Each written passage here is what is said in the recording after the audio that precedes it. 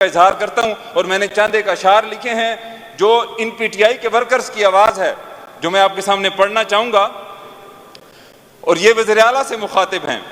میں نے تجھ کو دیا ہے اپنا لہو، دل لگی سے کی ہے جستجو، میں نے راہ پر تم کو سمجھا تھا، کہیں اور ہوئی تیری گفتگو، تو نے اپنا مقصد پانے کو رسوا ہے کیا مجھ کو ہر سو، تیرے چہرے کے دو رنگ دیکھے اب ختم ہوئی تیری آبرو، تیری آبرو، تیری آبرو۔ تو جناب اسپیکر، آپ نے گرگٹ کا نام سنا ہوگا جس کے رنگ بدلتے رہتے ہیں، تو ہمارے وزیر اعلیٰ صاحب بھی جب پھڑکے مارتے ہیں اور آسمان تک ان کی بھڑکوں کی آوازیں جاتی ہیں کہ فلاں نہ ہوا تو میں سیاست چھوڑ دوں گا، یہ نہ ہوا تو میں فلاں کر دوں گا، اور اس کے اگلے لمحے ہی وہ اپنے اس بیان سے پیچھے ہٹ جاتے ہیں، تو جناب اسپیکر ایسے شخص کو میں تو منافق ہی کہوں گا، پتہ نہیں آپ لوگ کیا کہیں گے۔ تو ایک منافق آدمی کے پیچھے آپ چل کر اور میں ان کو بھی کہوں گا، آپ ان نوجوان ذہنوں کو، آپ ان نادان ذہنوں کو اس قدر اپنے سیاسی مقاصد کے لیے استعمال کر رہے ہیں، اور فائدہ کس کا ہو رہا ہے؟ آپ ذاتی فائدہ حاصل کرنا چاہ رہے ہیں، آپ ادھر اسٹیبلشمنٹ کا اچھا بننے کی کوشش کرتے ہیں اور ادھر اس کشتی میں پاؤں رکھ کر ان کو بھی بے راہ روی کا شکار کیا ہوا ہے۔ تو جناب اسپیکر، یہ سیاسی ورکر ہیں، ان کو اپنی سیاسی جنگ لڑنے کا خوب حق ہے، یہ ان کا جو نظریہ ہے، ان کا اپنا لیڈر ہے، اس کے ساتھ محبت کرنے کا ان کو بھرپور حق ہے، ان کو پرامن احتجاج کرنے کا بھرپور حق ہے، لیکن ایک صوبے کی سٹیٹ مشینری کو استعمال کرتے ہوئے ہمارے ملک پر حملہ آور ہونے کا ہرگز حق نہیں ہے، اور یہ کسی کو بھی نہیں ہے، اور نہ کسی کو اس چیز کی اجازت ہونی چاہیے۔ مجھے ان پہ ترس آتا ہے، جس قسم کی کل انہوں نے جذباتی گفتگویں کی ہیں یہاں پہ گفتگو، اور جس قسم کی قراردادیں یہاں پہ منظور ہوئی ہیں، مجھے ایسا لگ رہا تھا جیسے کوئی ہم آزادی کی تحریک شروع کرنے لگے ہیں۔ جناب اسپیکر، ایک شخص جس کا دو کشتیوں میں پاؤں ہو، ادھر وہ اچھا بچہ بننے کی کوشش کرے، وہ کہاں غائب ہوتا ہے؟ مجھے دکھ ہوتا ہے کہ جب انہوں نے ریزولوشن پاس کی کہ ہمارے سی ایم صاحب کو یہاں پہ برآمد کیا جائے، ان کو کیوں کسی نے قید میں رکھا ہوا ہے، انہوں نے یہاں پہ آ کے خود کہا کہ میں کسی کی قید میں نہیں تھا۔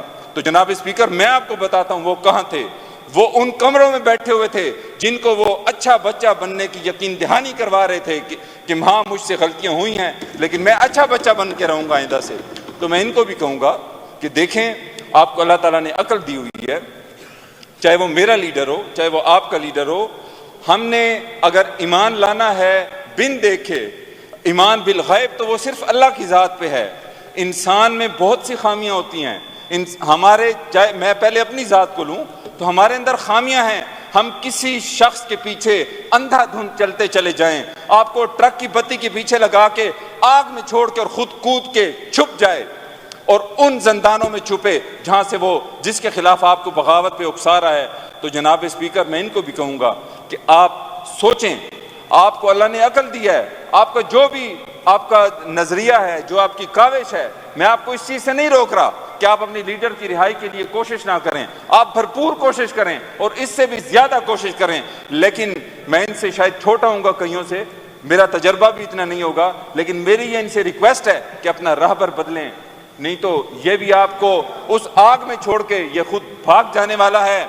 میں ان کے ساتھ رہنے والا ہوں، میں ان کے شہر کا ہوں۔ آپ مجھ سے پوچھیں، یہ آپ کو کل بھی انہوں نے دھوکہ دیا۔ مجھے ڈاکٹر صاحب پہ لٹرلی مجھے اتنا افسوس ہوا، کل جس درد کے ساتھ انہوں نے ان کے لیے آواز اٹھائی اور اپنے ملک کے اداروں کے خلاف بھی آواز اٹھائی، ان کے خیال میں شاید انہوں نے ان کو ایبڈکٹ کیا ہوا تھا، لیکن آ کے انہوں نے اپنے پورے اس ایوان کے منہ پر زوردار تمانچہ لگایا ہے، اور یہ ایک دھوکے باز کی، ایک منافق کی نشانی ہے۔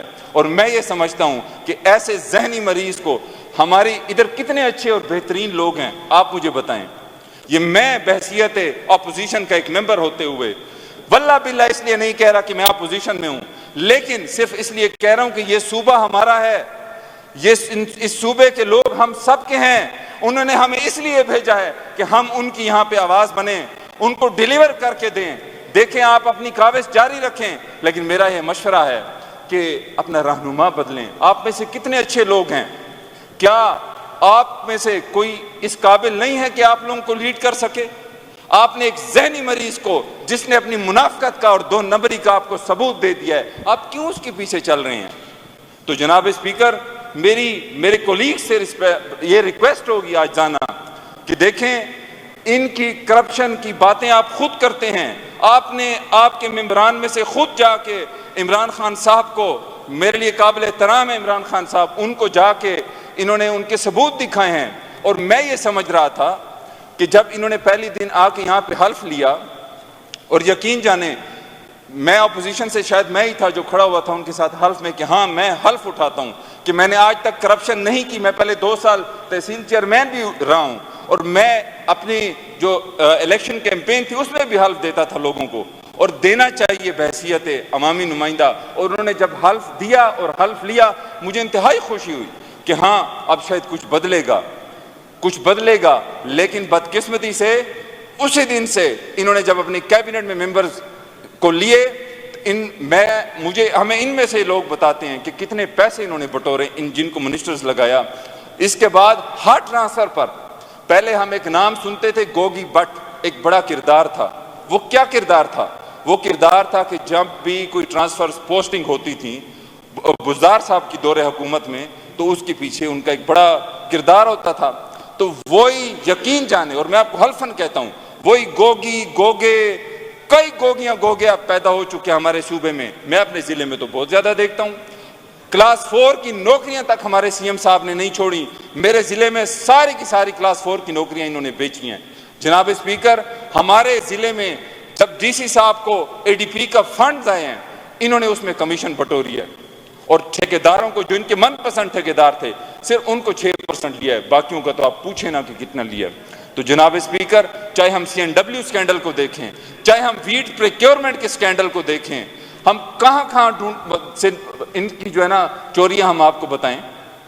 تو ایک ایسا رہنما جس کا آپ کو پتہ ہے کہ وہ چور ہے، تو ضروری تو نہیں ہے، یہ قرآن کا لفظ تو نہیں ہے کہ اس نے آپ کا راہبر اور رہنما رہنا ہے. آپ میں سے کئی ایماندار لوگ بھی ہوں گے، کئی اچھے لوگ ہوں گے. آپ کیوں نہیں عدم اعتماد پیش کرتے؟ آپ کیوں نہیں اپنے لیڈر عمران خان صاحب کو یہ قائل کرتے کہ یہ ذہنی مریض، یہ منافق آدمی، یہ 2 نمبر آدمی، یہ اس صوبے کی، یہ اتنا سینسیٹیو صوبہ، کیا یہ اہل ہیں؟ میری نظر میں تو نہیں ہے کہ یہ اس صوبے کو چلائیں.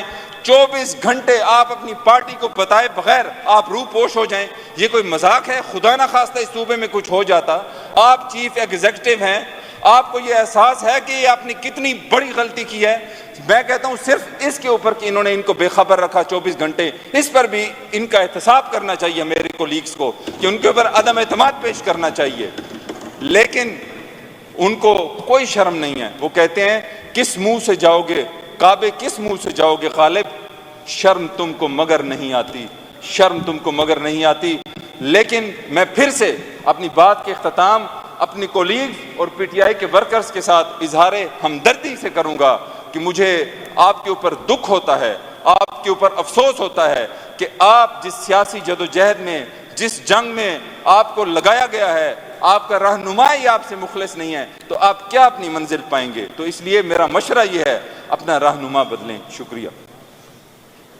جناب سہیل احمد خان افریدی صاحب.